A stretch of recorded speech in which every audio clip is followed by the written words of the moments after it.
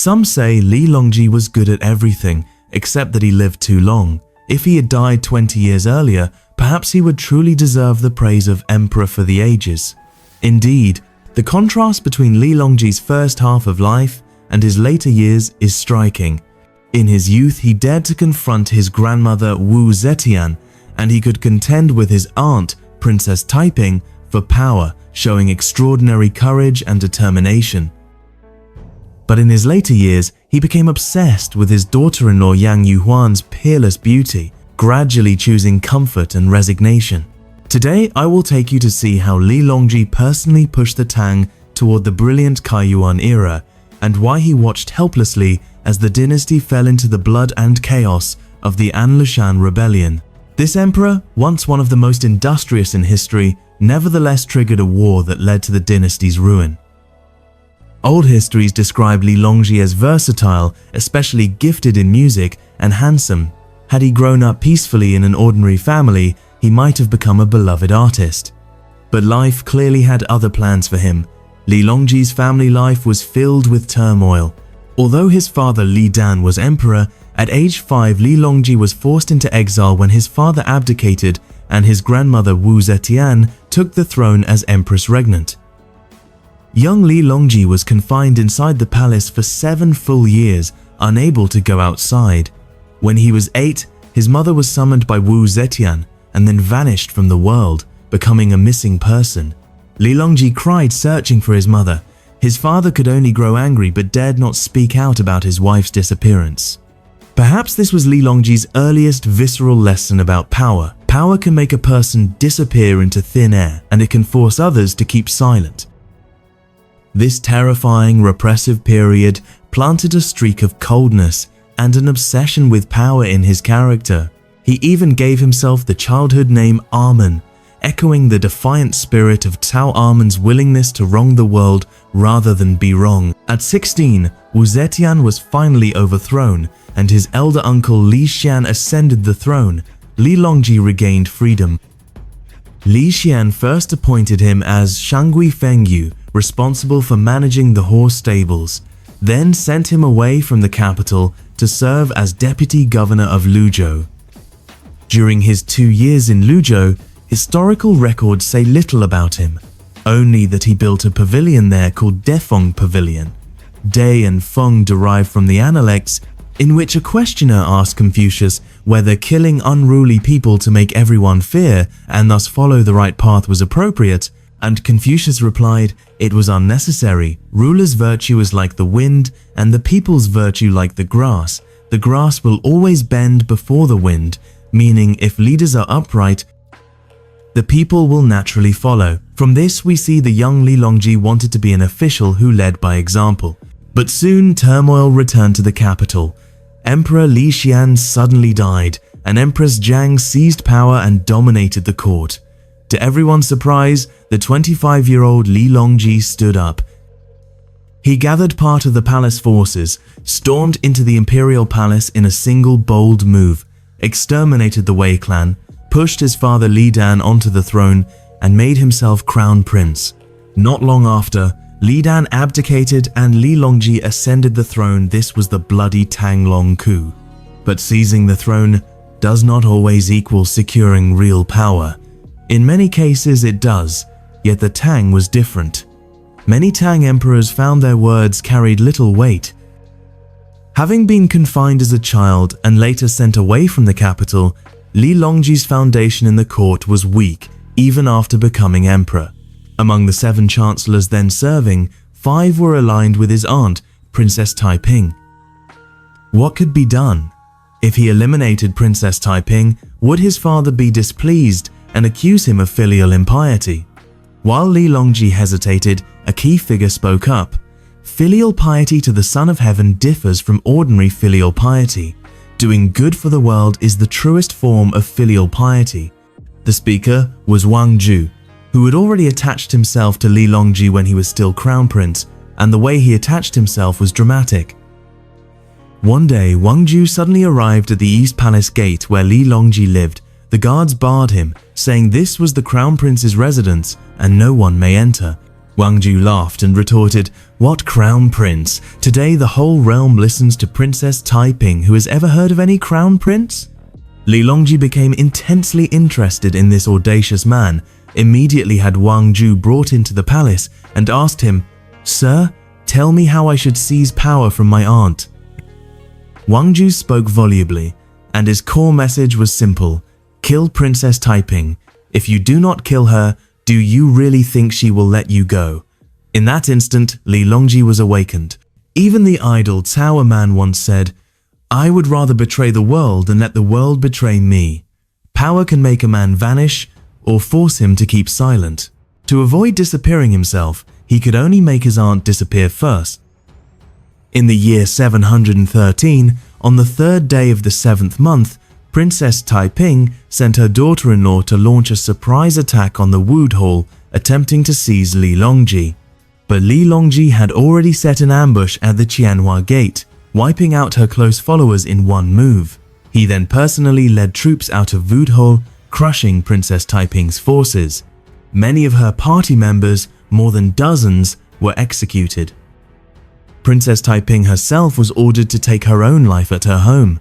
From that moment, Li Longji finally seized the highest power of the empire. After ascending the throne, he looked at the shattered Tang court and urgently needed a new leadership team that could help him push the Tang Dynasty to its peak. His first chosen candidate was Yao Chong. Sima Guang once said of Tang's virtuous chancellors, "Earlier there were Fang and Du, later there were Yao and Song, and none could compare with them." Yao Chong was one of the 4 great ministers of Tang, but when he learned he was to be appointed as chancellor, he exclaimed excitedly, "I will not take it." Li Longji grew both angry and anxious. Yao Chong then said, "Unless you agree to my 10 conditions." To seek promotion and still set conditions, and not just 1 or 2 but 10, this became the famous 10 Articles of Practical Affairs in history. The content included broadly appointing men of talent, not recklessly expanding wars, enforcing law without bias toward the noble, judges not interfering in politics, outer relatives not monopolizing power, and besides taxation, not imposing extra burdens on the people, among others. Each struck at the heart of governance. For another ruler, perhaps such a demanding subordinate would have been intolerable. But Li Longji, who had both grand ambition and tolerance for talent, not only agreed to them all, but also fully cooperated. For example, regarding the rule of not burdening the people, this sounded simple, but where would the money come from? Only from frugality. Thus, Li Longji led by example, ordering palace gold and silver wares and rice reserves melted down and handed over. The state decreed that officials of 3rd rank and below were forbidden to wear jade ornaments. To change the fashion of pursuing luxury garments, he ordered all brocades and silks dyed black before being worn. He also dismissed 3,000 palace women who were not in use. Remember the Defeng Pavilion Li Longji built? The virtue of a gentleman flourishes, while that of a petty man withers. If a leader's conduct is upright, officials can follow in kind. Another chancellor of that time, Lu Huaishan, was said to have been so poor that by the time of his death he had not even bought a coffin. An old servant of his family had to sell himself to provide for the funeral. How lamentable to think of it. One must know that this Li Longji, who later left behind the famous tale, "A single horseman's dust made the concubine smile," yet none knew it was the Lichi arriving, had in his early years been able to restrain himself to such frugality. Even Sima Guang sighed in the Ziji Tongjian that his late years and late conduct were not as pure.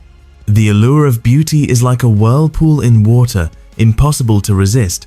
If Li Longji in the early Kaiyuan era had any vice, it was his irrepressible artistic talent. As mentioned before, he was gifted in music. He gathered hundreds of female musicians in the palace near the Pear Garden to practice song and dance, personally taking the role of performer and stage director. These performers were called disciples of the Pear Garden. From this originated the later term Li Wan Hang, referring to the theatrical profession. Thus, Li Longji became revered as the patron founder of the theatrical world. Li Longji's second chancellor was Song Jing, the song among the 4 great chancellors praised by Sima Guang. Song Jing proposed restoring the remonstrance official system, stipulating that when officials and the emperor discussed matters, a remonstrance official must attend and speak up if anything was improper. For a time, from civil and military officials to scholars, all openly offered admonitions to Li Longji. When he wanted to place his father's spirit tablet before that of his elder uncle, the remonstrance official said, "No, because the younger brother follows the elder." When he wanted to give a beloved prince a special name, the official said, "No, princes must be treated equally." When he wanted to build his father-in-law's grave taller, the official said, "No." When he saw guards wastefully executing criminals by hanging them upside down and ordered them beaten to death, the official again said, "No." Li Longji asked in confusion, "Why not, if I am promoting frugality?" The official replied, "Do you consider yourself a tyrant? You are a benevolent ruler." Li Longji could only yield. With such remonstrations, the Tang pursued clarity and uprightness, and the empire gradually grew stronger. The Kaiyuan Golden Age had truly arrived. Li Longji's third chancellor was Zheng Yue, a man of both literary and military talent. Li Longji chose him primarily for his literary ability. In times of great peace, someone was needed with fine writing to praise and record the glory. Zheng Yue's most important contribution was assisting Li Longji in completing the Feng and Shan sacrifices at Mount Tai. This was considered the highest honor for ancient rulers. And what was it really about? The Son of Heaven reporting his mandate to heaven. In plain terms, the Feng Shan ceremony on Mount Tai was a report to heaven and earth. I have fulfilled the mission entrusted to me, leading the people into a prosperous age of peace. Before Li Longji, only 5 emperors had achieved this feat: Qinshi Huangyingzheng, Han Wudi Liu Che, Han Guangwu Liu Xiu, and his grandfather Li Ji. When Li Longji ascended the summit of Mount Tai, gazing over the vast mountains and rivers, and hearing his ministers shout, "Long live the emperor," one can imagine the surge of emotion in his heart. At that moment, he was not only standing atop Mount Tai, but also at the peak of the Tang Dynasty, and at the summit of his own life. But good fortune did not last long, and Li Longji soon began to descend. When exactly he started to slack off is unclear, yet Sima Guang in the Zizhi Tongjian recorded a small incident. Li Longji had a personal attendant named Zhu Ru, who often walked beside him and acted like a human walking stick. Li Longji cherished him greatly.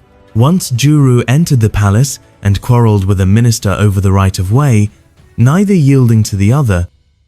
For a servant to argue with a minister was clearly inappropriate, but when Li Longji heard about it, he told Zhu Ru not to worry. "As long as no one is sitting in the high seat, I will not punish you." He obviously wished to shield him, yet just as he said this, a memorial from Tan, he accusing Zhu Ru of ignorance and misconduct, arrived.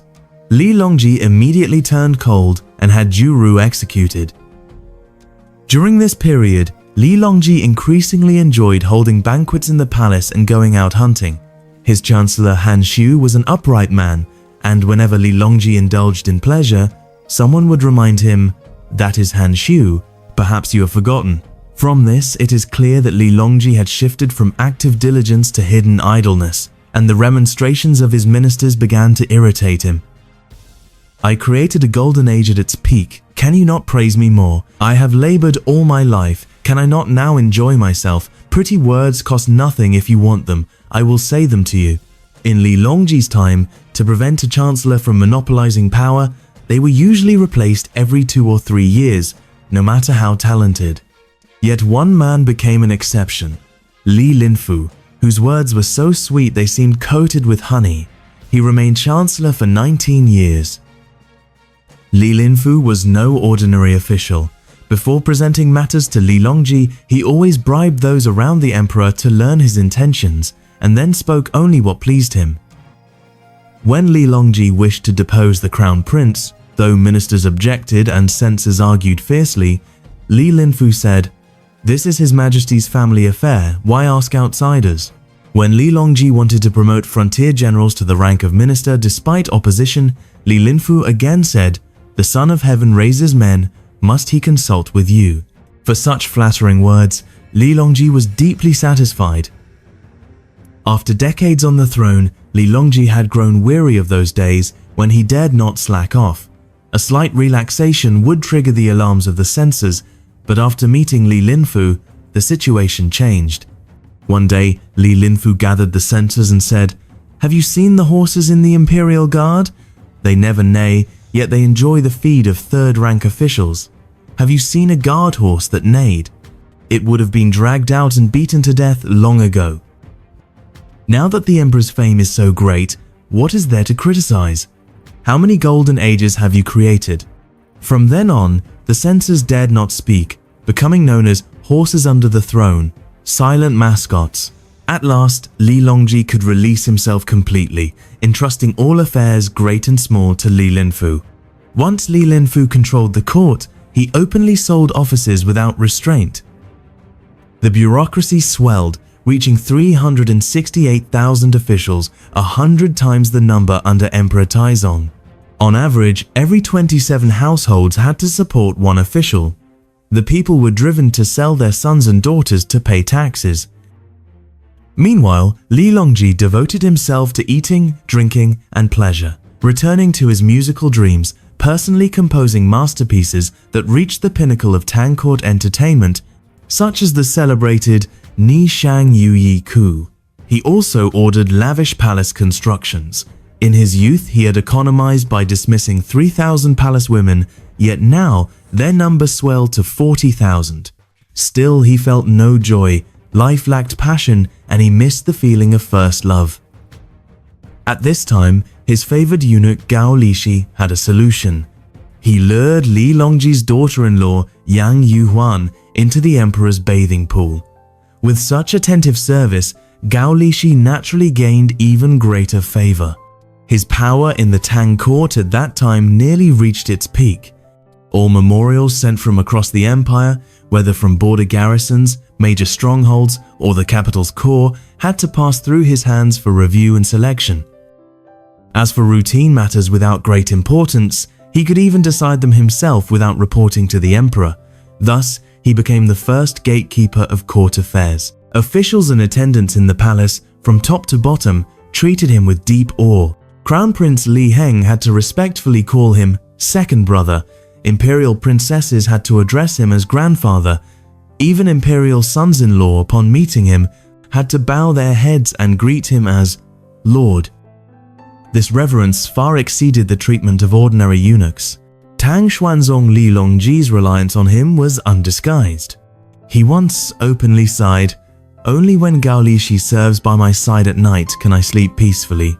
Meanwhile, because Li Longji's indulgence for his daughter-in-law, consort Yang, reached the extreme, the Yang family rose swiftly with the tide. Most of them had neither military achievements on the battlefield nor accomplishments in governance. Yet through the ties of consort Yang, they all entered the ranks of the powerful. Among them, the most arrogant was consort Yang's elder brother, Yang Guozong. Relying on his sister's favor, he interfered with court affairs and eliminated opponents.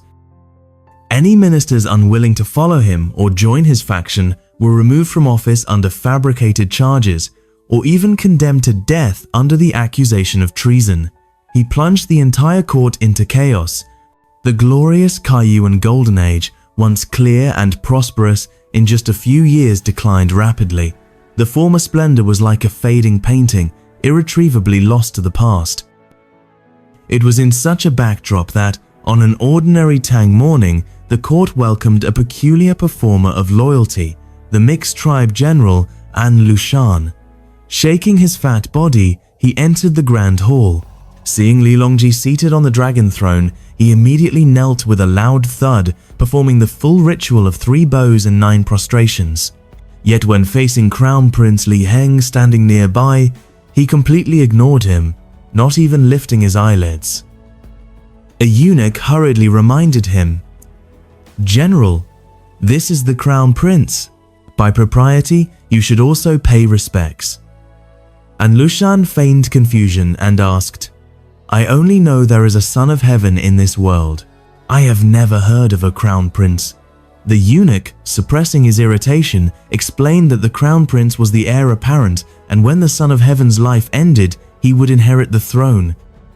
Unexpectedly, upon hearing this, Lushan burst into loud wailing, pounding his chest and stomping his feet as he cried, "How can the Son of Heaven ever have an end to his life? I, Lushan, will never allow such a thing to happen." This performance of supposed loyalty moved Li Longji deeply. From then on, this plump barbarian general became his favorite, often summoned into the palace to drink and feast together. Yet no one could foresee that behind this seemingly absurd interaction between ruler and subject, the bloodiest rebellion in Tang history, the Lushan Rebellion, had already entered its silent countdown.